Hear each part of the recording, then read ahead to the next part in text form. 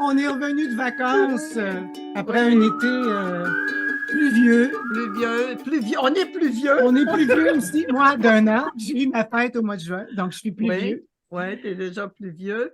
On est content de vous retrouver. Oui. Puis on a passé quand même des belles vacances pareil, mais moi aussi, j'étais dans l'eau. Oui. C'est sûr, je me De suis dos louée assez loin, un chalet sur le bord du lac Kenogami, puis il a mouillé tous les jours. tous les jours. Alors, on est de retour, c'est super, puis on a une super invitée, Sylvie. On part ça en Tu force. nous parles ça. Oui. Je l'ai découverte par Diane Gagnon, mon amie Diane, que tu connais aussi, Diane et Denis. Diane. Elle m'a parlé de ce livre-là et de cette personne-là. Et elle m'a laissé le livre, qu'elle est venue faire un tour cet été chez nous, puis elle m'a laissé ce livre-là. Et je ne me doutais pas que c'était pour changer ma vie complètement. C'est extraordinaire. Et là, j'ai contaminé Dominique. Je ne suis pas dure à contaminer, moi. Je pogne tous tes virus. J'ai dit à Dominique, il faut absolument que tu aies trouvé, trouver ta voie. Trouver ta voie. Parce que c'est le titre, hein? Oui, trouver sa voie vers l'éveil de Louise Robidoux qui est avec nous aujourd'hui. Puis on va en savoir un petit peu plus du parcours de Louise. Puis là, on a préparé des questions, Doudou puis moi, on a tellement de questions qu'on ne pourra jamais passer à travers tout ce qu'on veut lui demander aujourd'hui. Fait qu'on va commencer par la situer dans la 3D, de où elle vient, comment elle le fait pour pondre un chef-d'œuvre pareil. Donc, moi, je vous le recommande, sérieux, là, c'est sur les éditions Diane Gagnon. Ouais. Donc, allez vous chercher ce livre-là, absolument. Et la façon de se le procurer, je l'ai indiqué aussi sur la fiche de Louise Robidoux sur Deux filles du Saguenay, puis c'est écrit dans le bas, là, tu sais, pour se procurer le livre, l'adresse à Diane Gagnon est là.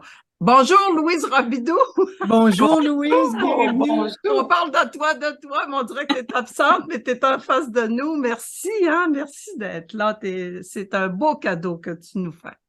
Merci à vous. Merci de l'invitation. Je suis tellement contente d'être avec vous ce matin. Ah oui, c'est un plaisir, une joie intense pour nous. Oui. Moi, ce qui m'intéresse, je veux savoir, tu sors d'où, toi? Parce qu'avant que Diane me parle de toi, je ne te connaissais pas du tout.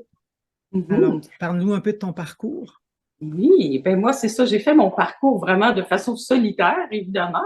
J'ai commencé, moi, je pourrais dire que la spiritualité a toujours fait partie de moi. Donc, j'étais enfant, puis c'était déjà présent. Le souvenir le plus loin ou le plus concret que je me rappelle, c'était dans le temps de la première communion. Hein. Nous, on a connu ça à notre époque. Là, oui, le petit voile. La religion catholique, c'était ce qui primait au Québec. Donc, et le prêtre était venu nous parler, ça devait être la même chose pour vous, de Jésus, puis de Dieu, comment ça allait se passer pour la première communion. Puis après ça, on faisait une pratique à l'église. Et là, vraiment, en me mettant à genoux, puis en priant, il y avait cette dévotion naturelle et très, très forte. Et je sentais même un courant d'énergie qui montait jusqu'à mon front. Je voyais mon front tout éclairé, tout illuminé, puis je chantais Dieu partout dans l'église. Donc, il y avait ce contact-là, puis ça, vraiment, Dieu et Jésus, ça m'avait beaucoup, beaucoup parlé. Donc, c'était naturel. Puis moi, je pensais que tout le monde vivait ça, peut-être, mais en tout cas, je me posais pas de questions, c'était vécu. Et ça a été comme ça toute mon enfance, mon adolescence. J'aimais aller à l'église, justement, pour retrouver ces expériences-là. Il y avait Gérald Benmerso, de Pierre et Gérald, que vous connaissez probablement, avec qui j'ai vérifié tout ça. Puis il me disait, mais c'était vraiment des expériences d'unité. C'était là.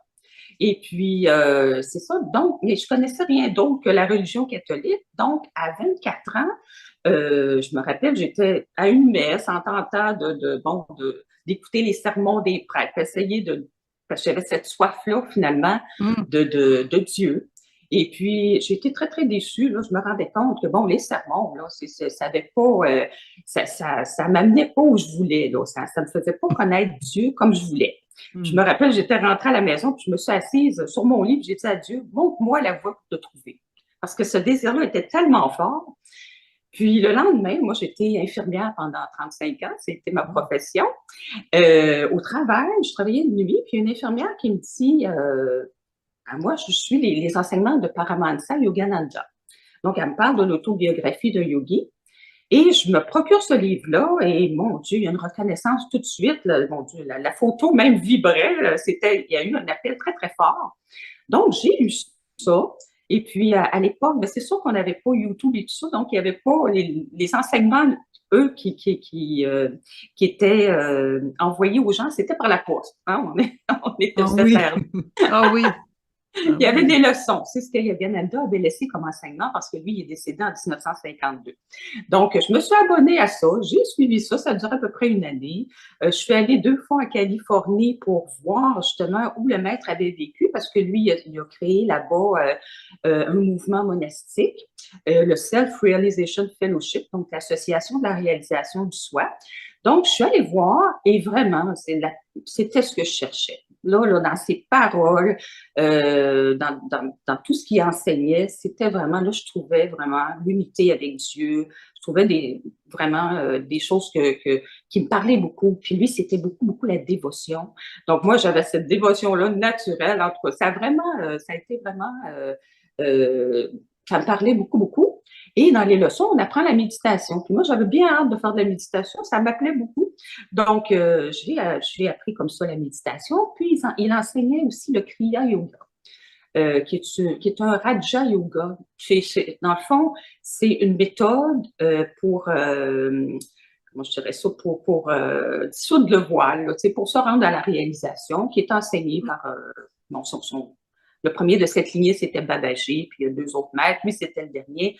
Donc, j'ai pratiqué ça, et cette méthode-là, c'est comme une respiration, finalement, dans la colonne, et ça nous amène vraiment à la présence. Donc, moi, j'ai pratiqué ça toute ma vie. Mais en solo, toute seule, j'avais quelques amis dans le milieu, mais très peu. Donc, parce que dans ce temps-là, on ne parlait pas de ça, hein. C'était vu aussi un petit peu bizarre de faire de la méditation et tout ça. Donc, je le faisais pour moi-même, tout en pratiquant ma profession.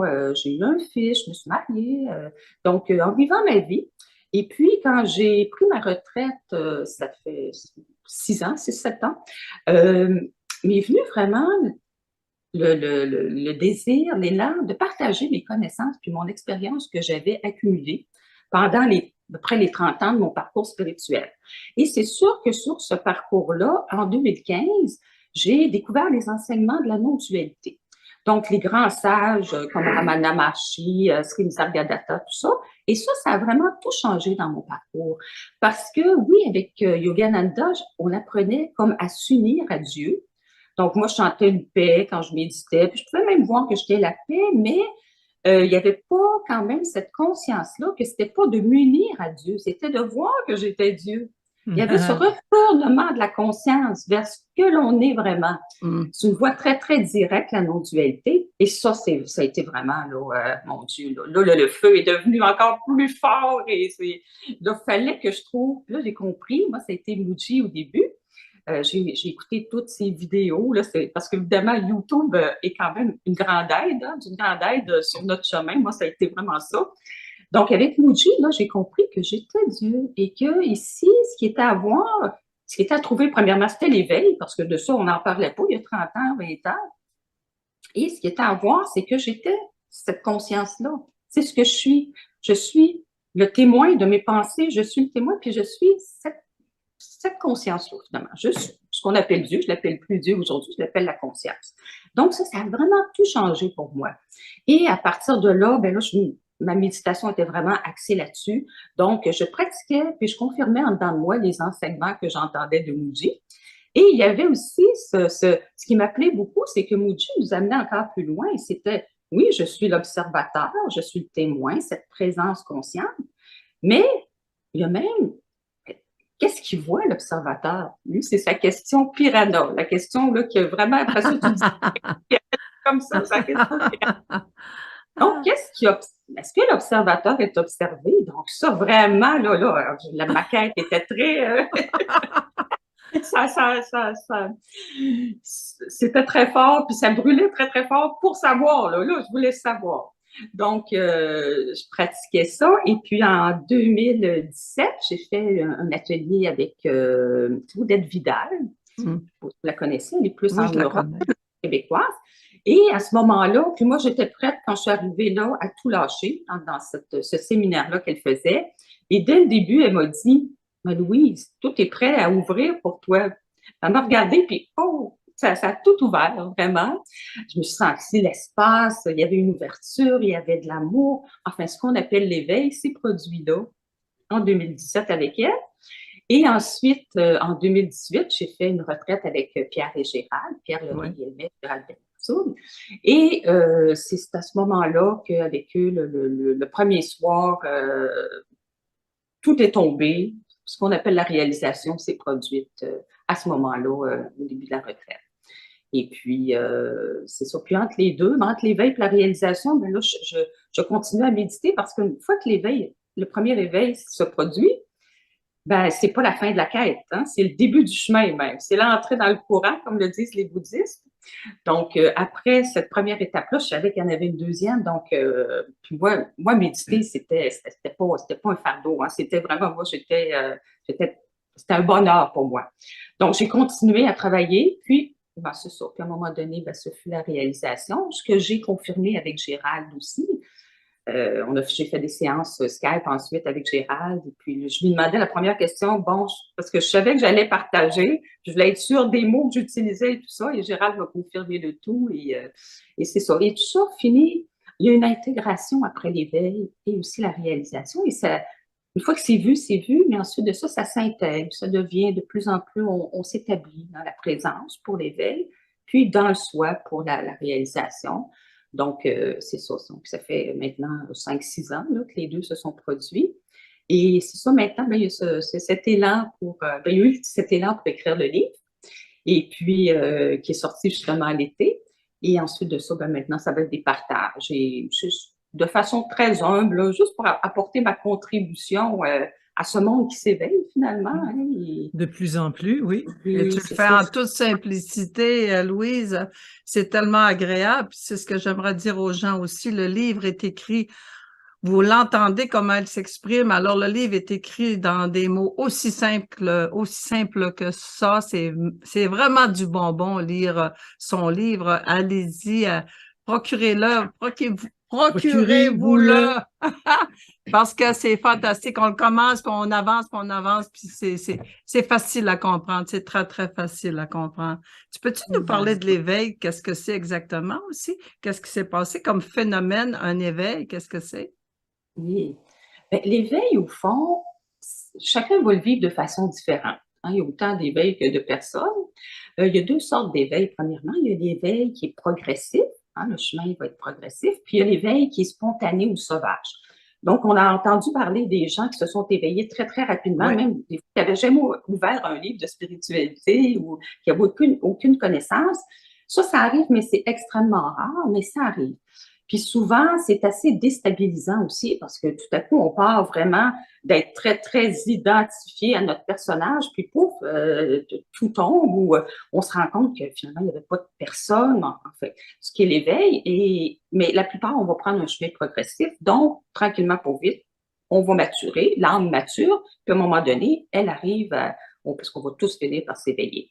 L'éveil, en fait, c'est très simple. C'est ça, des fois, on voit des gens qui ont des phénomènes et tout ça, mais c'est juste de se rendre compte qu'on a toujours été, ce qui ici est conscient, est présent. Puis, quand on était enfant, on était conscient de ce qui se passait autour de nous, à 5 ans, à 10 ans, à 20 ans. Puis, cette conscience-là n'a jamais changé. Ça a toujours été la même. Le corps a changé, nos pensées ont changé. Donc, c'est de se rendre compte tout à coup qu'on est ça. On est ce qui voit, ce qui se produit. On est ce qui voit les pensées, puis qu'on a toujours été ça. Et c'est très, très étonnant comment c'est d'une simplicité, finalement. Bon, c'est ça. Quand je cherchais, puis j'entendais ça, c'est simple, là, je trouvais que c'était pas si simple à trouver. Comme dit Ramesh, en tout cas, Ramesh Balsekar, ce qu'il disait, un des sages, il disait si c'était si facile à trouver que tout le monde le serait. Hein? C'est sûr qu'il y a comme un petit travail à faire ou entre une maturation d'âme avant d'arriver à ça. Mais pour moi, dans mon cas, ce qui est arrivé, parce que c'est aussi l'éveil, une désidentification du corps et du mental. On voit que c'est comme si la conscience finalement que l'on est, c'est mêlé dans la matière. Tu sais, on peut dire que, bon, il y avait Mm. la conscience ici, il y a la matière, le monde manifesté, puis ça s'est mêlé comme ça. Puis c'est normal parce qu'on est venu jouer une pièce de théâtre, hein, fait que ça nous a pris un personnage, puis il faut s'identifier. Donc, on se prend pour le corps, on se prend pour le mental, on se prend pour la personne. Puis à l'éveil, ce que ça fait, c'est que on se désidentifie. On voit que, OK, je suis ça, et tout le reste, la manifestation, mais ça se produit, mais j'en suis consciente. Donc, il y a ce décollement-là qu'on pourrait dire. Donc, c'est ça l'éveil. C'est sûr que moi, quand ça s'est produit, ça a été vraiment comme une ouverture. C'est que finalement aussi, ce qu'on voit à l'éveil, c'est qu'on se pense ici, on a l'impression d'être quelqu'un dans un corps, une énergie contractée. Mais au fond, ce que l'on est, c'est la conscience partout.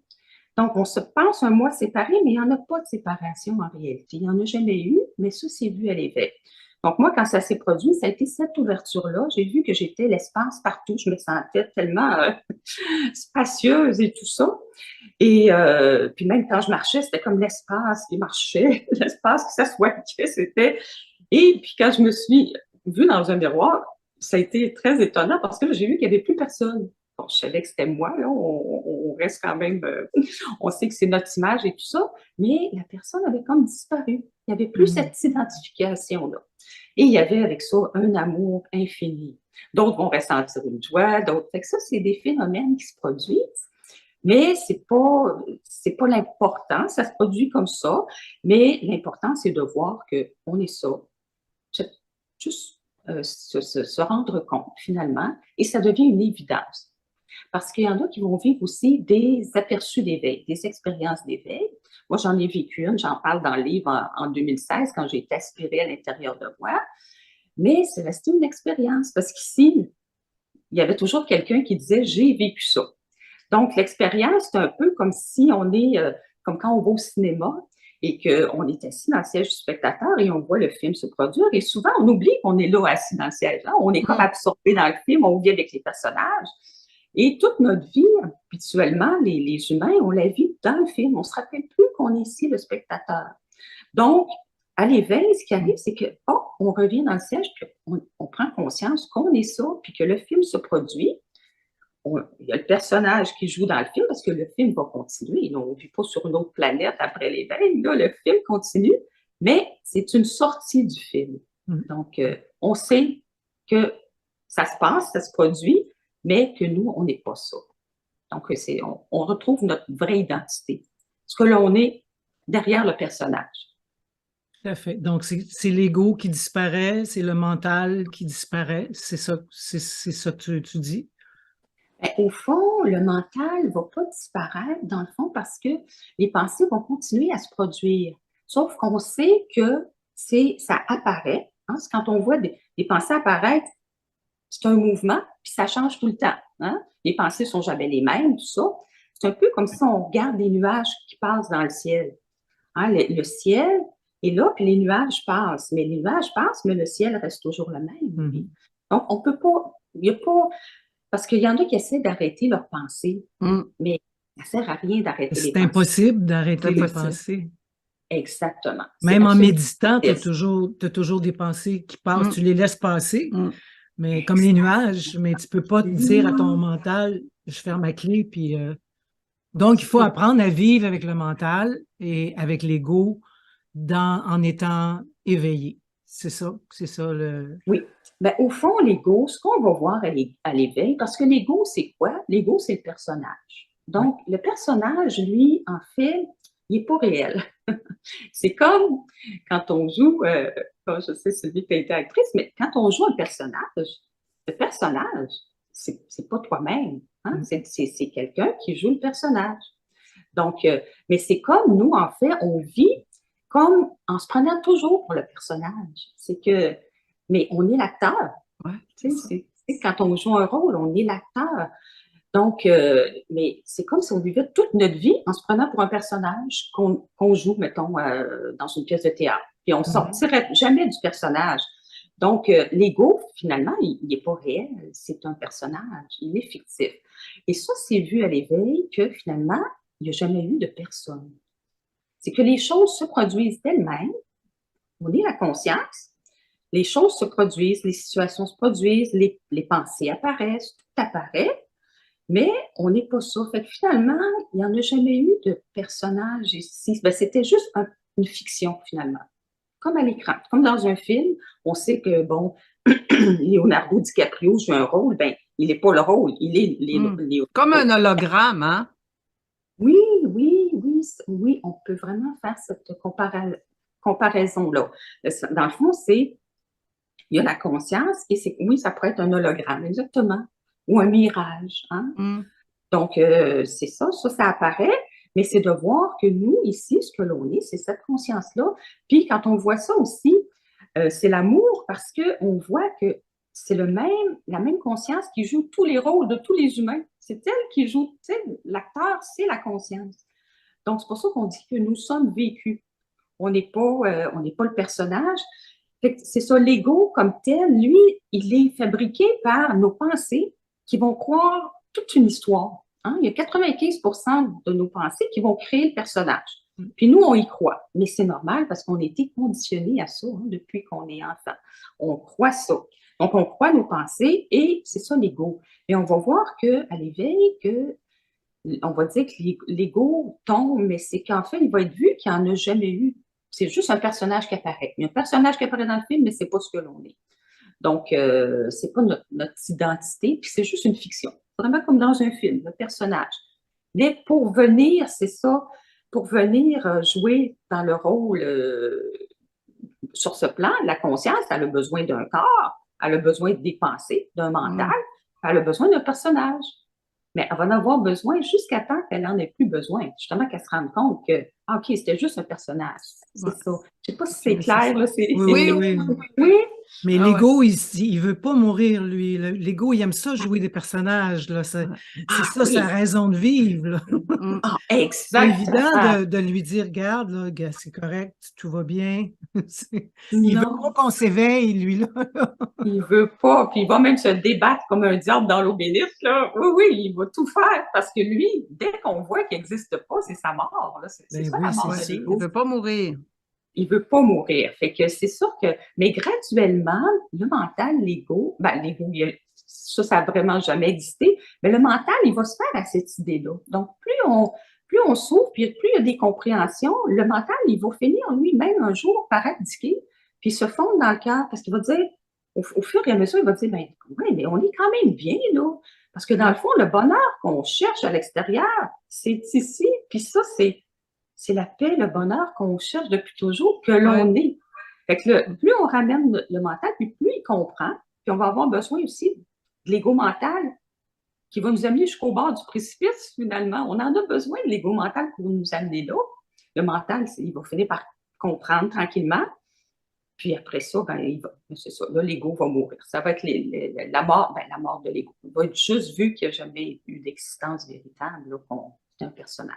Oui. Et tout ça joue dans notre attitude, hein, tu sais, parce que on le fait mourir tranquillement, tout simplement en traversant les événements, en traversant la vie, tu sais, en évitant les émotions fortes, en faisant juste dire, on se donnait l'exemple tout à l'heure, dire c'est une vague, mais quand tu plonges puis tu traverses la vague est là, mais tu subis pas l'impact important de la vague parce que tu la traverses puis tu arrives de l'autre côté, puis là la vague est en arrière de toi. Donc, à ce moment-là, l'ego, lui, c'est comme ça qu'à force je pense, de fil en aiguille, à force de travailler de cette façon-là, ben, l'ego, il s'amoindrit parce qu'on donne plus d'importance à rien. Alors, lui, il perd pied, là. Oui, exactement. Oui, tranquillement, pas vite, c'est ça. Puis plus on voit, parce qu'on peut le voir agir, l'ego, tu sais, on peut, Oui. quand on revient à ce qui est conscient ici, on peut voir, bon, le corps bouger. On voit qu'il y a un corps ici, mais bon, on peut le voir bouger. On peut voir nos pensées. Puis on voit l'idée du personnage. Quand il part dans toutes ces histoires et tout ça, puis qu'il il se croit dans ça, finalement, dans ces histoires, on peut l'observer aussi. C'est en l'observant que là, oui, il s'amoindrit. Puis oui, on vit les vagues. Mais après l'éveil, au fond, même l'impression d'être quelqu'un ici va continuer à être là. Mais sauf que c'est vu que c'est une impression, parce que oui, ça va demeurer comme s'il y avait quelqu'un. Et les pensées continuent à apparaître, mais sauf que ça va être vu. Fait que c'est sûr que, fait que là, depuis cette conscience-là, qu'on appelle être, la présence, le je suis, ben, on voit ça arriver et on traverse, on laisse tout ça se faire finalement. Comme tu dis, on traverse les vagues, on laisse les vagues se traverser. Mais au lieu de résister, puis en plus, on voit que ben, c'est le mouvement de la vie. On va laisser la vie s'exprimer. C'est notre conscience qui s'exprime dans ce jeu de la création, puis est venue comme s'expérimenter, puis la conscience a beaucoup de plaisir à jouer justement tous les rôles. C'est la joie d'être et de jouer tout ça. Donc, tout à fait. De toute façon, ce qui apparaît, tu dis dans ton livre, ce qui apparaît dans le maintenant intemporel naît de notre mode de pensée et de croyance. Oui, oui, effectivement. Tout ce qu'on a dans notre réalité est créé à partir de nos pensées, de nos croyances. Oui. C'est l'ego qui crée ça. Parce que lui, il croit que si je m'en vais là, il va m'arriver ça, ou ben non, si je fais telle affaire, je l'aurai jamais parce que je l'ai jamais eu, puis la peur, sa vie. Puis on continue de le créer, et on continue d'accumuler les échecs, on continue d'accumuler les relations amoureuses qui n'ont pas de style bon sens. Non, mais c'est ça pareil, c'est tout, ça vient tout du fait qu'on croit à tout ça. On donne foi. On croit vraiment au discours. Ben, c'est ça, le personnage, c'est vraiment l'histoire qui est racontée dans notre mental. Puis effectivement, l'histoire qui va se raconter dans notre mental, le mental, finalement, c'est la mode de pensée, c'est la somme des pensées. Mais ça va se créer, ces pensées-là, en fonction de nos croyances puis de nos conditionnements. Donc, ce qu'on nous a appris jeune. Si on nous a appris, par exemple, que le monde... faut se méfier, le monde est malveillant, je sais pas quoi. On va voir ça dans le monde, on va créer ça aussi, parce que c'est là que notre vision va... Puis si on croit que le monde, ben, l'être humain est bon, c'est juste un exemple, mais en fonction de ce qu'on nous a appris, de nos croyances, ben, le monde va se créer en fonction de ces pensées-là qui vont apparaître en fonction de ce qu'on a cru, de ce qu'on nous a inculqué dans notre famille, à l'école, dans notre société, nos conditionnements qu'on a reçus. Depuis des générations en plus. En plus, oui. Fait que c'est ces pensées-là qui vont apparaître, ça va créer notre monde. Parce que c'est sûr qu'on si on voit toujours, bon, il y en a qui voient la coupe à moitié pleine, puis d'autres à moitié vide, ben, ça change complètement, ça va faire la différence si on vit l'enfer ou le paradis, dans le fond, mais ça vient juste de notre monde de pensée. Et nos pensées, mais c'est ça. Puis l'ego, lui, ce qu'il fait, lui, c'est qu'il juge tout le temps puis interprète tout le temps. Ça, c'est bon, ça, c'est pas bon, lui, ça, j'aime ça j'aime pas ça. Fait que lui, sa nature, l'ego, c'est d'être dans la résistance aussi. Donc, lui, il veut pas ce qui est là, il aimerait mieux d'autres choses. Puis il est toujours en train de critiquer puis de juger. Tout ça, c'est la nature de l'ego. Donc, c'est normal. Mais en fait, ce ne sont que des pensées. Et c'est ça. Mais si on le croit, si on croit tout ça, ben là, on est complètement identifié à ça et ça devient notre monde. Mais c'est ça, c'est vraiment juste un monde de pensée que l'on croit en fonction de ce qu'on a appris. Exactement. Je voulais te parler, on parle du mental, puis on parle du mental, puis en fait, tu as vécu, c'est l'absolu, ce qu'on appelle l'essence même là, dans l'absolu. Et puis, j'étais dans une conférence à un moment où un conférencier parlait justement qu'on retournait dans l'absolu. Et les gens étaient inquiets, Les gens qui posaient des questions étaient très inquiets parce qu'ils disaient ouais, mais c'est qu'on fait dans l'absolu, ça a l'air plate finalement. On a comme il se passe rien, on dit qu'il se passe rien, qu'on est dans une béatitude et tout ça, mais il se passe rien. Pour les gens, l'absolu, là, c'est le non, on peut rien faire, faut être dans le faire, il faut être dans l'action. Et si on est comme seulement dans une béatitude, ben c'est plat, Oui. C'est ça, c'est perçu comme ça. C'était drôle parce que les questions tournaient vraiment autour de ça, puis ça m'avait vraiment impressionné. Fait que toi, tu dis quoi là à ça, l'absolu finalement? C'est ça, puis c'est sûr pour le mental, c'est normal. Ah, c'est très dur. Il se passe pas grand-chose. Ah ouais, très dur. Oui. Oui, puis il n'y a pas de temps. Puis pour le mental, là, de rester dans maintenant, c'est tranquille, lui, il n'aime pas ça, parce que lui, le mental, il a toujours quelque chose à attraper, puis il vit comme ça, en créant des histoires, en restant là-dedans, ça. Mais l'absolu, au fond, c'est notre vrai essence. C'est le soi, c'est notre essence, c'est le soi, c'est la source vraiment de ce que nous sommes. C'est ce qui est même en amont, avant, finalement, cette présence, puis même quand tu parles de béatitude, ça, la béatitude, malgré tout, il y en a qui ont le goût d'être là, parce que là, ça a l'air, hein, on a entendu comme Eckhart Tolle qui a vécu 2 ans dans un état de béatitude et tout ça, c'est le bonheur, là, c'est comme mystérieux. Donc, cette béatitude-là, mais du point de vue de l'absolu, la béatitude, c'est pas encore ça. C'est encore quelque chose. Donc, c'est encore euh, il y a encore plus rien. Ça, le mental, là, le mental, il peut rien. Ah non, non, je te dis ça. Ça l'intéresse pas, là. Parce qu'il ne peut pas rester tranquille. Même dans la béatitude, là, c'est déjà beaucoup pour lui. Parce que dans la présence consciente que l'on est, le premier éveil, c'est que là, c'est vide d'objets. Quand on dit vide, hein, en anglais, ils disent nothing, pas d'objet. C'est pas vide, c'est un plein, mais un plein de tout. Parce qu'en fait, tout apparaît dans la conscience que l'on est. Quand on arrive à l'absolu, ben, c'est ce qui voit même cette conscience-là. Parce que quand on parle de la conscience, on parle justement de l'observateur, le témoin, mais il y a même quelque chose qui voit ça. Et là, c'est l'absolu. Là, c'est le zéro. Puis même, c'est au-delà du concept de zéro même. Parce que là, il n'y a absolument plus aucun concept, aucune pensée, aucun mouvement. C'est le vide absolu. Ananda Mayi, qui était une grande sainte de l'Inde, elle disait l'absence parfaite de tout. Fait que c'est sûr que le mental prend peur, mais là, c'est ça les réactions, là. Oui, hein? Oui. Mais là, quand on arrive là, au fond, c'est pur, c'est immaculé, il n'y a absolument rien, mais c'est l'absence parfaite. Puis c'est vraiment ressenti comme enfin rien. Non, c'est pas plat du tout, du tout, du tout.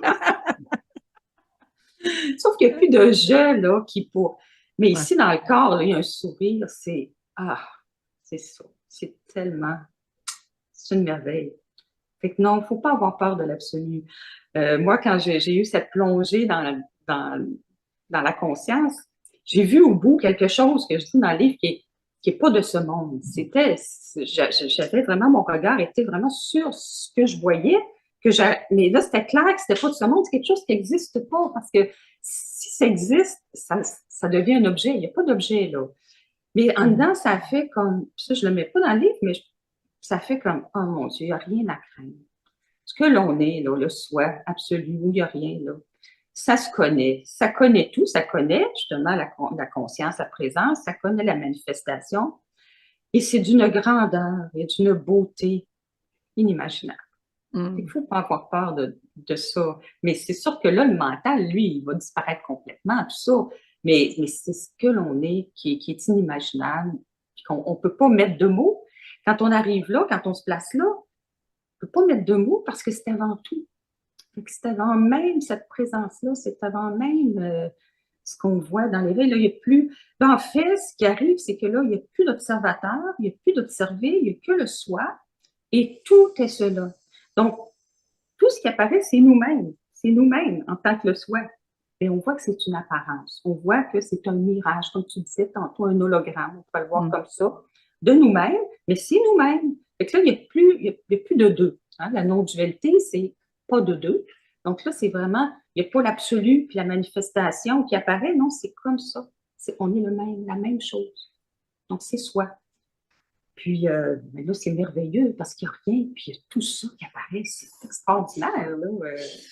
Non, mais c'est ça. Mais c'est pas plat du tout. Et le soi, pourquoi on vit tout ce qu'on vit avec notre corps et notre ego et tout ça? C'est parce que le soi a besoin de se refléter, de savoir qui il est. Pourquoi on vit tout ce qu'on vit dans la 3D? Pourquoi on choisit de s'incarner ici?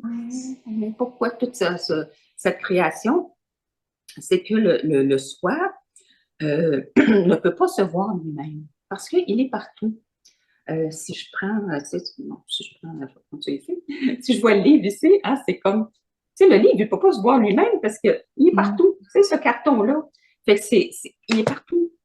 Comme il est tout, il ne peut pas se voir, il ne peut que se voir que par ses reflets. Puis tu donnes comme exemple, on peut voir nos yeux se refléter dans le miroir, mais on peut pas voir nos yeux Exactement. Sans Oui, miroir. sans miroir. exactement, Ça, c'est un exactement. bel exemple. J'ai Oui, adoré oui, ça. oui, c'est Ouais. exactement, oui. Fait qu'on peut tout voir, mais on peut pas se voir les yeux. Fait que c'est ça. Fait que c'est comme si le soi s'exprime comme ça, manifeste ce monde-là comme un reflet de lui-même. Puis, c'est la seule explication qu'on peut donner. On ne connaît pas vraiment le soi. On ne peut pas savoir. Ben, on peut savoir ce qu'est le soi, au fond, en l'étant. Mais dès qu'on ajoute un concept, ça, c'est pas ça. Même la moindre pensée là-dessus, c'est pas ça. Parce que là, c'est avant tout, comme je dis, c'est plus, c'est immaculé. Donc, oui, il se manifeste comme ça. Et pourquoi? Il n'y a comme pas de raison. Probablement, c'est ça, juste pour se refléter, pour se voir, se contempler, pour la joie de ça. Mais c'est pas quelqu'un le souhait. On ne peut pas dire ce que c'est. Ouais. Mais c'est ce que l'on est. Puis c'est toujours là. En ce moment, c'est ici et tout ça apparaît.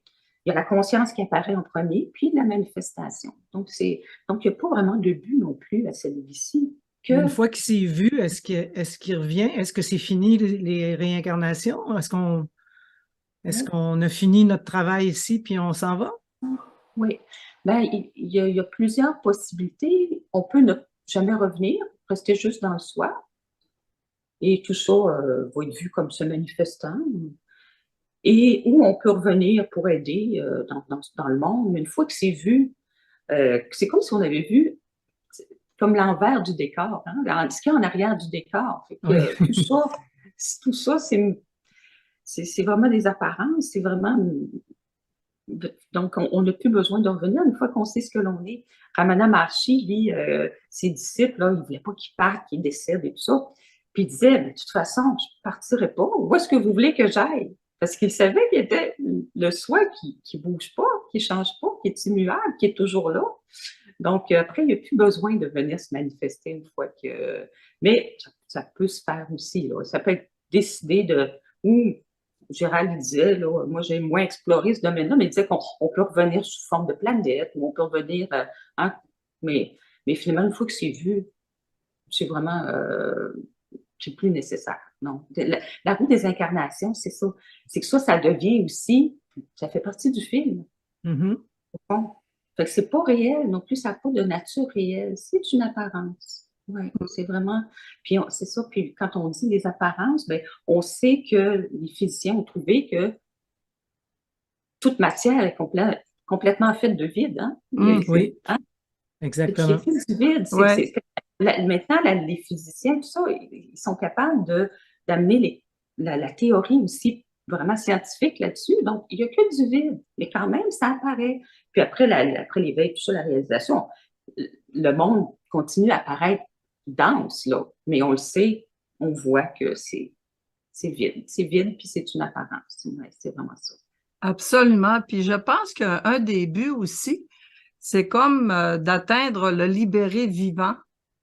C'est de reconnaître durant que justement on est en vie, on vit, on est sur cette terre-là, et de reconnaître tout ça, de reconnaître cette partie christique, ce tout qu'on est, durant qu'on est vivant. On est un libéré vivant. Ah oui, C'est là oui. que l'éveil se fait et qu'après, il n'y a plus rien à observer. Quand c'est observé, oui, on passe, j'imagine, à autre chose, là. Mais Oui. c'est vraiment, l'expérience est vraiment de se libérer dans cette densité. Exactement. Oui, ça passe par le corps, ça passe par... oui, c'est vraiment par l'incarnation. Oui, oui. Même ceux qui pensent que de l'autre côté, dans les mondes, le monde astral et tout ça, Ouais, c'est ça. Ici, ça va vraiment se faire sur le plan de la matière. C'est ici qu'on a à se libérer, effectivement, c'est exactement. Puis le but, finalement, s'il y avait un but à cette vie-ci, c'est celui de s'éveiller. C'est la conscience qui se reconnaît elle-même à un moment donné. Ça, c'est vraiment le but. J'aime ça quand Pierre Léré en parle parce qu'il dit c'est un peu comme un cadeau. Tu sais, c'est comme si la conscience jouait à venir se cacher ici. Puis elle met comme tout un emballage, là, hein? Puis là, on déballe le cadeau. Ah, mais oui, c'est ce que je suis. Puis là, il y a une joie à ça. Tu sais, je trouve que c'est une belle image, là. Mais oui, le but de tout être humain, puis même de tout être dans tous les univers, qu'ils soient évolués ou pas, leur but à eux, c'est de s'éveiller puis de réaliser leur vraie nature. C'est toute la même chose pour tout le monde, qu'on soit à n'importe quel niveau d'évolution partout dans l'univers, c'est ça. C'est de reconnaître qui on est, puis de transcender le monde, finalement. Mais il y a vraiment une recrudescence de l'éveil en ce moment. Est-ce que tu Ouais. le perçois aussi? Ah, tout à fait, vraiment. C'est sûr qu'on est peut-être au début du mouvement, là, mais ah oui, c'est incroyable comment les gens s'éveillent. Puis comme on est toute la même conscience, on est tous interconnectés, mais plus il y a de gens qui s'éveillent, ben, ça a un effet sur tout le monde autour. Fait que c'est comme, là, c'est exponentiel, là, c'est beau ce qui se passe actuellement. Ah C'est oui. beau, puis en même temps, ben, ça brasse beaucoup, évidemment, dans notre monde, là, mais c'est normal. Quand la lumière arrive, l'ombre devient apparente. Hein? Puis ça brasse, puis c'est comme ça, oui. Tu dis dans ton livre, du point de vue de la personne, la vie peut souvent paraître ardue par moments, mais du point de vue de la conscience, tout est à sa juste place. Exactement. Ça, c'est Oui, dur à prendre pour certaines Oui, personnes. c'est oui, facile. Oui. exactement, exactement. Quand Oui, quelqu'un souffre puis tu lui dis oui, ça, oui, exactement. Ah, c'est sûr. Ça Pour passe l'être pas humain, ça tellement. passe pas tellement, mais c'est ça pareil, c'est que tu es exactement là où il Ouais. faut que tu sois à cet ah, instant de moment ex- présent là. exactement, Ça, c'est exactement. vrai que c'est plat. Ça, Oui, oui, ah oui, quand Ouais. on est dans la France, on ne peut pas entendre ça, là. Non, Tu sais, c'est non. ben normal, il faut comprendre l'être humain, là, Ouais. qu'il Ouais. ne peut pas entendre ça, là, c'est sûr. Tu sais, on vit une Ouais. grande souffrance. Non, du point de vue de l'être humain, non. Mais du point de vue de la conscience. Puis, du point de vue de l'être humain, on peut le voir aussi dans notre vie, quand même. Tu sais, des fois, on a connu des gens qui ont traversé des épreuves, ou nous-mêmes, on a traversé des épreuves, et ça nous prenait ça pour se libérer de certaines croyances, de Oui, certains mécanismes, de certaines... Ah, c'est sûr.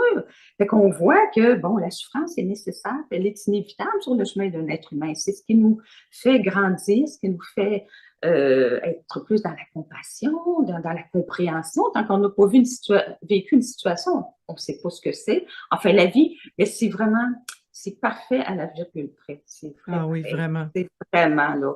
Il n'y a pas aucune erreur dans le plan, puis aucune souffrance n'est gratuite, vraiment. C'est que la conscience, puis la conscience, ça sait tellement faire les choses, la conscience ou la vie avec un V majuscule, c'est la même chose. Elle nous amène exactement où on a besoin pour un jour s'éveiller. Elle nous amène à l'éveil. Parce que dans le fond, notre plus grand maître, là, c'est notre être intérieur, c'est notre soi. Donc, il nous amène vraiment là, au bon endroit, puis on est toujours à la bonne place au bon moment. Comme là, les gens qui écoutent oui, l'entrevue, c'est sont ça. où?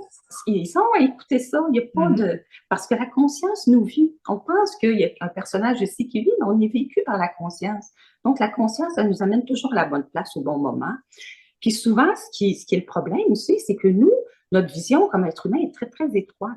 Hein? C'est comme si on regarde par le trou d'une serrure, hein, dans une porte, là, on regarde le trou de la serrure, on voit un petit morceau de la pièce, mais on ne voit pas l'entièreté de la pièce. Là. Fait qu'on C'est ne voit ça. pas le Ouais. sens que ça.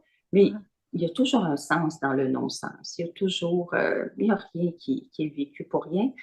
Et on vient finalement jouer tous les rôles aussi. C'est aussi, tu sais, même les rôles de criminels, on vient tout jouer. La conscience, à travers nous, va expérimenter notre âme ici, par l'âme, elle va expérimenter toutes sortes d'aventures pour justement mûrir, apprendre. C'est une grande école, hein, finalement, la vie, là, pour l'âme.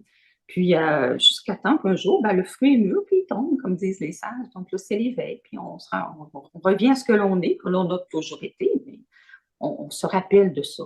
Ouais. Est-ce que tu es d'accord aussi que tout ce qui se passe au niveau planétaire actuellement, toutes ces énergies qui descendent sur la planète est justement fait pour accélérer, dans le fond, le processus d'éveil? Oui, Oui, absolument, absolument, oui. Oui, puis en même temps, c'est comme quand on fait du ménage, hein? Là, il y a de la poussière qui remonte. Fait que c'est sûr que maintenant, la lumière qui arrive, là, le taux vibratoire de la Terre est très, très élevé, là, comparé, hein? Puis de plus en plus. Ben, c'est ça, c'est que ça amène à la vérité. Donc, toutes les situations d'ombre, ben, tout va être vu, hein? On sait, nos structures tombent et tout ça, mais ça fait partie de l'éveil qui se produit actuellement. Fait que la lumière, puis même chez les gens, des fois, il y a des malaises qui sont vécus après l'éveil. Parce que quand la lumière entre ici, là, qu'il y a une grande lumière qui arrive, ben ça éclaire nos ondes d'ombre. Fait que s'il y a des choses qui avaient à être vues, vont être vues. Fait qu'au niveau personnel, c'est comme ça, puis au niveau de la planète aussi, c'est comme ça. Donc, c'est normal, puis ça prend ça. C'est juste le mouvement naturel. Donc, on est très secoué. Mais pour s'éveiller, il faut être secoué. Parce que c'est comme si on dormait. Hein? C'est comme si. Hein? Fait qu'on veut. L'éveil, c'est se réveiller. Donc, oui, ça va faire. C'est le cauchemar qui nous réveille, hein? Oui, oui. Tu sais, tant aussi longtemps, même si tu vis des petits rêves épeurants, tu sais, tu vas continuer à t'arranger dans ton rêve. Mais quand tu arrives avec un cauchemar, là, là, tu te réveilles. Ouais. Exactement. Oui, ça prend ça. Ça prend ça. Ça prend des petites secousses. Puis souvent, c'est ça. Oui, souvent, c'est ça. Les gens vont commencer à s'intéresser à l'éveil, justement, quand quelqu'un a un cancer ou un proche ou un et tout ça, tu sais, c'est souvent ces secousses-là. Parce que si on vivait toujours notre vie de façon calme et paisible, Muji, il dit une vie à saveur de cappuccino. De latte. De latte. C'est de beau latte. Oui. On voudrait jamais s'éveiller. Non. Ben non, c'est sûr. Mais non, on serait bien. On voudrait jamais. On resterait dans le rêve. Hein? On voudrait jamais se réveiller. Ouais. Puis quand on souffre aussi, c'est qu'on veut trouver un endroit où il n'y en a pas de souffrance. Fait que ça nous motive beaucoup à chercher à cet endroit-là. Donc, c'est un moteur de recherche quand même assez important.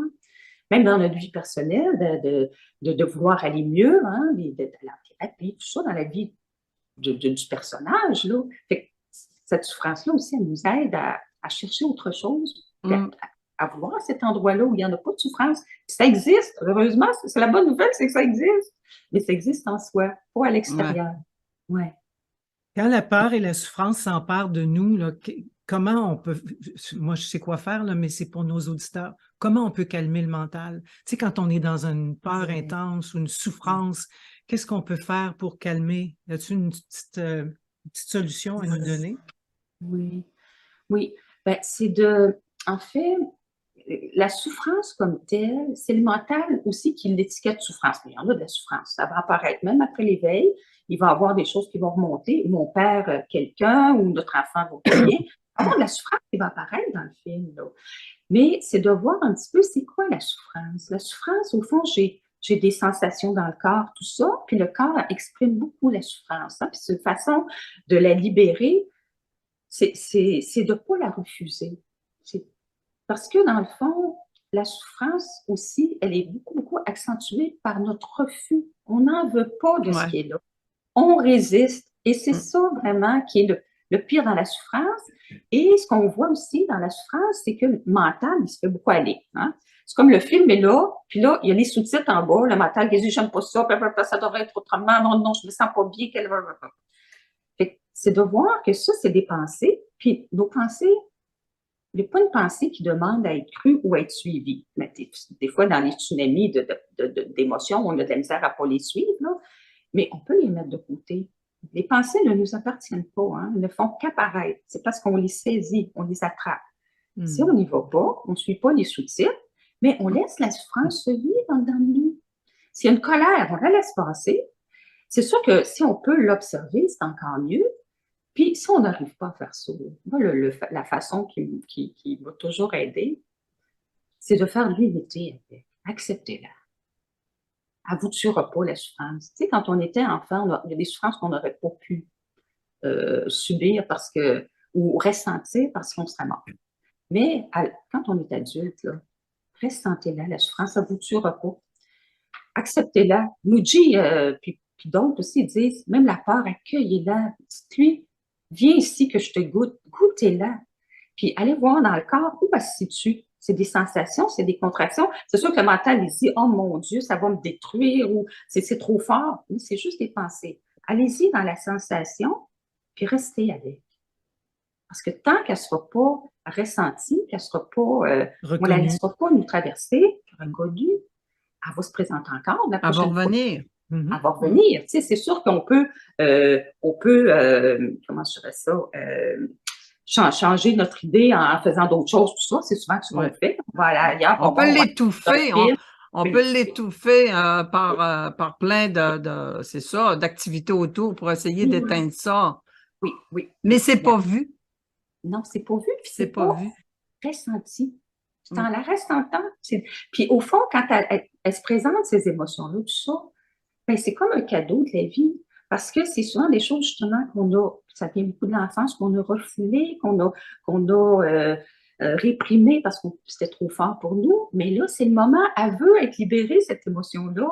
Ben, laissons-la, c'est un cadeau de la vie, là, Puis aussi, ce qu'on peut faire, si on est capable à un moment donné de le faire, bon, mettons qu'on la ressent, la souffrance, on la voit. Hein? Quand on vit une souffrance, on voit des contractions dans notre corps et tout ça.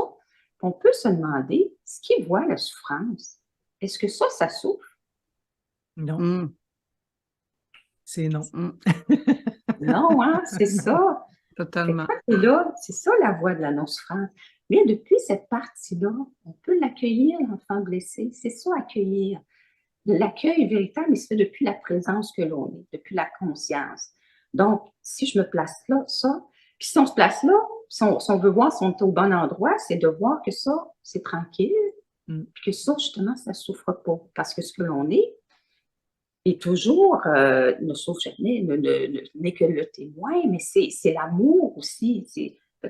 De cet amour-là, on accueille le personnage, on accueille le petit enfant la petite fille qui a été blessée, tout ça. Puis ça, c'est comme ça que, mais ne pas la refuser, l'émotion qui est là, mais essayer de ne pas aller dans les sous-titres, puis de voir que ça, là, la peur, Muji dit, c'est un bluff du mental, qui essaye de nous garder dans l'illusion de la séparation. C'est ça qu'il fait. Puis il alimente, puis l'ego, lui, il se nourrit de ça, il se nourrit de peur, il se nourrit de drame. De drame. Il doit être obèse, hein? Il doit être obèse. Il doit être obèse, certain. On le nourrit, il est bien nourri. Il est bien nourri, puis on a appris ça aussi, à nourrir. Tout le monde fonctionne comme ça dans le monde. Fait qu'il n'y a pas à se taper sur la tête pour ça, mais juste à redevenir conscient. Puis dans notre vie de tous les jours, si on est capable de ne pas attendre que la souffrance arrive, puis que là, c'est un tsunami, de le faire, cet exercice-là, parce qu'on dit qu'il n'y a rien à faire, parce que pour être ce que l'on est, mais ça ne veut pas dire de ne rien faire. Donc, dans notre vie de tous les jours, même en épluchant nos carottes, je suis consciente que je vois que j'épluche mes carottes. Revenir à cette conscience-là, revenir à cette présence-là. Puis la goûter. C'est comment ça? Puis on va voir que là, c'est calme, tout ça. Donc, fait que finalement, si on revient à l'exemple du cinéma, bien, quand on est pris dans le film, de revenir, oui, je suis spectateur. Puis ça, là, ces petites bascules-là, ça va user le voile. Puis c'est vraiment, mais faut prendre du temps un petit peu pour soi dans la journée. C'est sûr que son cours du matin au soir, puis qu'on ne prend jamais le temps de regarder, parce que ça se fait beaucoup par le regard. On pose le regard. On pose le regard sur les sensations, sur les pensées. Puis c'est ça. Puis dites-vous que les pensées, c'est qu'un reflet et qu'elles passent, mais elles ne nous appartiennent pas, qu'on n'est pas obligé de les agripper. C'est ça, je donnais comme l'exemple de Byron Katie, je ne sais pas, vous devez la connaître peut-être, mais elle souffrait beaucoup, elle est très, très connue là, aux États-Unis, elle souffrait beaucoup, beaucoup dans sa vie, elle a même dû être hospitalisée, tout ça. Puis un jour, elle s'est rendue compte que, mais c'est parce que je suis mes pensées que je suis malheureuse. Si je ne les suis pas, il n'y a plus de problème. Oui, c'est sûr. Il n'y a plus de problème, là. Il y en a simple, pas. Hein? C'est tellement simple. Et elle, il y a eu ce décollement-là, à ce moment-là, donc, notre problème, là, c'est que 95% de nos pensées sont absolument inutiles et ne font que nourrir l'histoire, les drames et tout ça. On a besoin de notre mental pour fonctionner dans le monde, mais ça, c'est un 5% pour prendre nos rendez-vous, pour organiser notre vie et tout ça. Donc, vraiment voir que notre problème, c'est nos pensées. C'est vraiment ça. C'est parce qu'on les suit, on était habitué à faire ça. Puis il y a une force des habitudes dans ça, mais c'est vraiment de voir ça, puis de le faire justement quand on ne souffre pas, puis de plus en plus de devenir conscient dans notre vie de tous les jours. Ça peut être un moyen. Tu parles du voile, est-ce qu'il existe vraiment ou c'est une illusion ou le voile n'a jamais existé? C'est une illusion totale. C'est ça, j'ai accompagné quelqu'un dans l'éveil, dans un groupe, là. Puis, c'est ça, puis c'était tellement beau parce que cette personne-là, elle disait, ah, mais mon Dieu, mais j'ai toujours été ça, comment ça se fait que je le voyais pas? Trop simple. Puis il me disait, mais il n'y a même pas de voile. Mais non, il n'y en a pas de voile au fond, parce qu'on a toujours été ça. Fait qu'il n'y en a pas. C'est le voile est illusoire. On a l'impression qu'il y en a un. Dans le fond, le voile, c'est nos pensées, justement, qui nous obscurcissent la vue. Mais si on enlève les pensées qu'on vient là, on est ça. Il n'y en a jamais eu de voile. Ouais. Puis même l'éveil, il n'y aura jamais personne qui s'éveille. Puis au fond, l'éveil, c'est vraiment ce petit mouvement-là. Puis même la personne, elle voyait qu'il n'y a même jamais eu de mouvement. Parce qu'au fond, j'ai toujours été ça. C'est vraiment ça. Puis je pense qu'à l'échelle planétaire maintenant, parce qu'avant les éveils, les gens y croyaient parce qu'il y avait beaucoup de manifestations, puis c'était bon, on parle de Bouddha, puis Jésus, puis tout ça. Mais maintenant, à notre époque, ça va être vu, je pense, par la simplicité de comment on revient à soi de façon très, très simple. Très simple. Ouais. C'est ça qui va inspirer les gens, cette simplicité-là, parce que en ce moment même, on l'est tous. Hein? Puis c'est ça, les gens recherchent l'éveil, ils cherchent à l'extérieur à s'éveiller, mais c'est pas ça. Mais c'est l'éveil qui vient à toi. Il est là. Il est ici, il a toujours été là, c'est juste qu'il est embrouillé par les pensées, par les croyances, par tout ce dont on parle. On développe le cadeau, hein? On développe le cadeau. Ouais. Ce qui est beau, quand on est attiré vers ça, là, c'est un cadeau de la vie, c'est une grâce, là. Puis au fond, on dit, c'est ça, que c'est pas nous qui recherche, c'est pas le personnage qui recherche l'éveil, c'est la conscience qui nous appelle à elle. Fait que c'est ça la grâce, c'est que parce que, puis comme disent certains, il faut en profiter quand cet élan-là est là, parce que des fois, il y en a qui le perdent après, mais quand ce feu est là pour trouver ça, là, allez-y, là, parce que c'est parce que la conscience veut se révéler à elle-même à travers vous, elle veut se rappeler à elle-même. C'est vraiment on a toujours vu ça un peu comme une quête. Puis toi, tu avais une belle expression, Sylvie avait une belle expression, on disait, comment tu dis ça, quand on fait une quête, ben on devient quêteux. C'est ça. C'est ça. Quand on est en quête de quelque chose, on devient des quêteux. On devient des quêteux. J'aimais ça, c'est vrai ce que tu disais. Oui. Mais en même temps, la quête est nécessaire pour se rendre jusqu'à temps qu'on en ait plus besoin. Ouais. C'est ça. Ouais. Puis les grands sages disaient, ne gardez pas aucun désir, mais vous pouvez garder celui de vous éveiller. Ça, vous pouvez le garder jusqu'à l'éveil, finalement. Donc, oui, il y a un apparent chemin, parce qu'au fond, il n'y a pas de chemin pour aller vers soi quand on dit que c'est à 0 centimètre. Hein? Mais sauf que dans ce monde de la matière, on va en apparence suivre un chemin, puis c'est correct, c'est parfait de suivre le chemin. Mais jusqu'à temps qu'on se rende compte qu'on n'en avait pas besoin, parce que finalement, on a fait un grand détour pour revenir juste là où on a toujours été. Hein? Fait que c'est pas, mais oui, le chemin spirituel, spirituel. Il n'y a plus de spiritualité après l'éveil, je vais vous dire. Il n'y a plus rien de spirituel parce que tout est ça. Tout est spirituel. Ben oui, c'est ça. C'est comme mettre ça à part. C'est comme si on mettait l'éveil dans une case à part en parlant de spiritualité. C'est comme si ça faisait pas partie du grand tout. Moi, je suis spirituel. Toi, t'es-tu spirituel? T'es pas spirituel, fait que tu fais pas partie de ma gang. C'est tout est... C'est tout extérieur à soi. Divisé, comme dans le monde dans lequel on vit. On vit dans un monde de dualité. Donc, la spiritualité, pour moi, ça a aucun sens. Quand quelqu'un me dit « je suis spirituel », ça veut rien dire pour moi. C'est comme ça, pour moi, je me suis déjà identifié à ça il y a longtemps, mais depuis longtemps, je ne suis pas tout là. C'est comme pour moi, c'est un mot qui veut rien dire. Mais en fait, c'est un mot aussi qui a voulu dire vraiment quelque chose, parce que quand des fois on disait d'un être qui avait un humour qui était très spirituel, tu sais, on dit qu'une personne est spirituelle souvent aussi, c'est qu'elle est intelligente. Mm-hmm. Tu sais, un humour spirituel, c'est un humour qui est intelligent. Tu sais, tu y trouves une intelligence.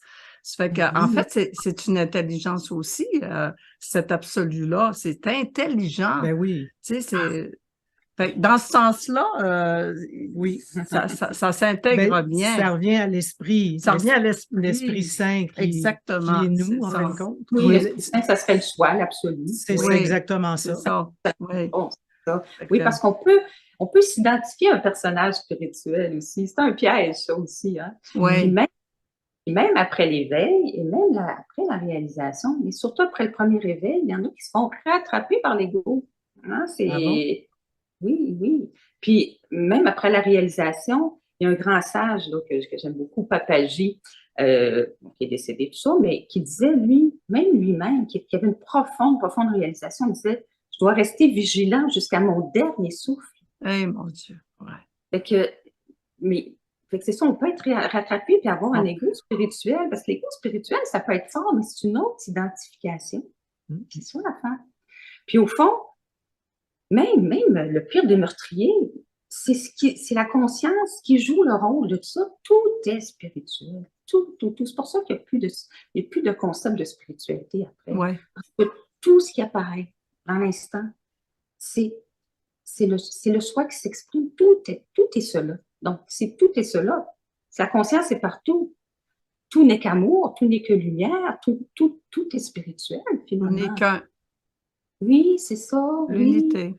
exactement. Tout est divin. Tu sais, s'il y en a qui prennent ce terme-là, tout est ça. Donc, c'est pour ça qu'après, il n'y a plus non plus de jugement, ce qui est bon, ce qui n'est pas bon, parce qu'en fait, pour la conscience, il n'y a pas, tout est équanime. Il n'y a pas de bon ou de mauvais pour la conscience. Tout est parfait, puis tout est lui-même. Si on voit que tout est soi-même, ben l'autre, qui nous paraît peut-être des fois qu'on peut juger comme étant moins bon ou mauvais ou tout ça, mais l'autre, c'est nous-mêmes. Parce que tout est nous-mêmes. Puis l'amour est là en voyant que l'autre, c'est la même conscience que nous. Donc, c'est ça l'amour. C'est que tout est soi-même. Hein? Tout est là. Puis c'est nous-mêmes en plus. C'est notre reflet. L'autre, c'est notre reflet. Puis l'autre, ben, quand il vient nous fatiguer ou nous brasser la cage ou tout ça, oui, ben, dans le fond, c'est soi-même, c'est notre fait, c'est nous-mêmes, à travers l'autre, qui vient peser sur nos boutons pour voir ce qu'il nous reste à voir en dedans de nous. Ouais. Pour aller travailler sur nos zones de souffrance, puis nous permettre de la libérer. Puis même de l'autre côté, qui est illusoire encore, mais même de l'autre côté, là, ça a été planifié, ces rencontres-là. Ça a été fait dans le pur amour. On voulait s'aider. Même les dictateurs ont un rôle à jouer. Ils sont venus ici pour jouer un rôle, puis pour nous amener ailleurs. On s'aide tous en tant que la conscience à évoluer. Fait que quand on le voit comme ça, il n'y a pas beaucoup de jugement par rapport à ce qui se produit sur la Terre ou par rapport aux autres, parce que tout est soi et tout est parfait. Il y en a qui vont le dire aussi, c'est une façon de l'exprimer, qu'on est comme des personnages. Mettons, on lit un roman, on est les personnages. Donc, si dans le scénario, si on a telle action à poser, qu'elle soit bonne ou mauvaise, ben, le personnage, il n'a pas le choix de l'action à poser, c'est pas lui. C'est le romancier qui écrit le scénario, c'est pas lui. Donc, si on est vécu comme ça, comment même, il n'y a jamais d'erreur. Tu sais, des fois, on pense que j'aurais dû prendre tel chemin. Je suis allée à droite, mais j'aurais dû aller à gauche. Non, il n'y avait que droite. Vous n'aviez pas le choix de ce que vous viviez. Ça aussi, ça peut être dur. Ça déculpabilise, hein? Tout ça, ça déculpabilise parce que tu dis, dans le fond, il n'y en a pas de culpabilité à avoir parce que tout était correct et tout était parfait. Exactement. Hein? La seule chose qu'on peut faire ici, comme être humain, c'est de suivre nos élans puis essayer qu'ils partent du cœur. Pas des peurs, pas du mental. Revenir au cœur ici, hein, ce que l'on est, à notre être, puis suivre nos élans du cœur. Ça ne veut pas dire qu'on ne fait rien dans le monde. Ça veut dire qu'on suit les élans, puis s'ils partent du cœur, bien, ça va être la bonne chose à faire. Puis on peut, oui, s'opposer, aller faire une manifestation sur quelque chose, tout ça, mais pas à partir de la peur. Si on part à partir du cœur, ça va être fait dans l'amour, dans l'harmonie, dans le respect de tout le monde. Oui, absolument. Mais revenir ici, c'est revenir dans notre cœur. Hein? Je pense que ça, pour vous, je vous entends souvent en parler, mais c'est exactement ça. Hein? Oui, c'est sûr. Ça fait déjà 1 an. C'est fou comment ça a passé vite. Ça a passé vite, ça a passé tellement. Oui, qu'on a besoin qu'elle revienne. Oui, hein? oui, j'ai pas fini. On n'a pas fait, non, on n'a pas tout dit ce qu'on avait à dire. J'ai pris 2 autres parce que j'aimerais ça la prochaine fois que tu nous parles de la réalisation parce que il y a 2 étapes que tu parlais dans l'éveil. Puis j'aimerais ça que tu sois un petit peu plus explicite par rapport à ça, mais pas aujourd'hui. Mais la prochaine fois que tu reviendras, ça m'intrigue. Oui, puis la vie après l'éveil aussi. La vie Tu as après glissé l'éveil. quelques petits mots, mais Oui. la vie après, là. Ça Hein? sera le fun aussi. Ah, Hey, merci tellement, ma merci. belle Louise. Comme les enfants, regarde. Oui, moi aussi.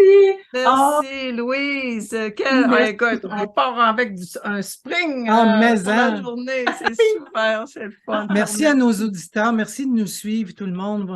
Grâce à vous, on Ben, ça continue nous à- motive à continuer tout le temps, nous, tout le temps. On Hein? continue à. Il y a de plus en plus de gens qui nous écoutent, puis on vous remercie, puis partagez avec les gens autour de vous que vous pensez que ça pourrait intéresser. Puis allez vous chercher ce livre-là. Manquez pas ça, là. Puis c'est indiqué sur Deux filles du Saguenay où est-ce que vous pouvez vous le procurer. Et je vais le remettre aussi. Hein. Oui. OK. Trouver sa voie vers l'éveil. Louise Robidoux. Louise Robideau. Merci. Merci, Louise. Merci à vous. Merci, à la prochaine. On se donne Oui, rendez-vous. oui, c'est un rendez-vous. Oui. Bye. Merci, Bye bye.